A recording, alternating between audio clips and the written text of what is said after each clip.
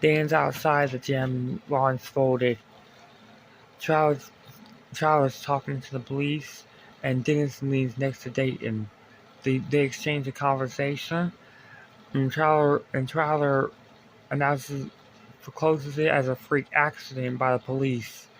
The police leave the set in their vehicles with the dead body as a result of the dead body being put in the ambulance truck. Dan announces they should talk to the others, and then the scene turns to a mansion a mansion house in which they all talk about the Lyra's death, being Derek Woodson. The characters exchange the conversation, and then one of them leaves, replying that he doesn't believe Death is responsible for the action, and blames Trowler for the incident. Trowler gives him the middle finger as he leaves, hinting at not unknowingly that he hinted at his own design later on down the line. Dennis throws his hand down, unnoticing that he had also hinted at his own design. The group gets up and leaves, and Dayton sits on his couch bed and throws his head onto the table.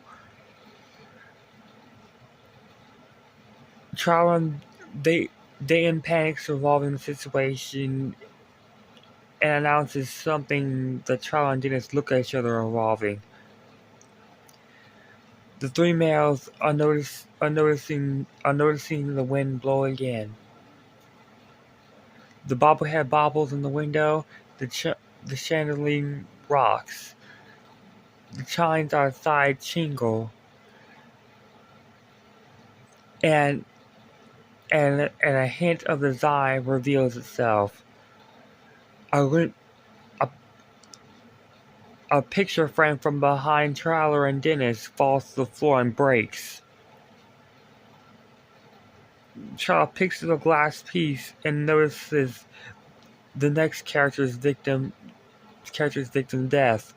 The picture in the picture frame has been dashed in the eye, possibly being Corinne Green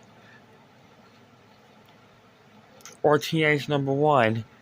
The characters exchange conversation says that Teenage Number 1 is already dead. However, unknowingly that Teenage Number 1, played by actress Randall Campbell, was still alive, therefore jeopardizing and alterizing the whole entire list. She was not supposed to survive the explosion.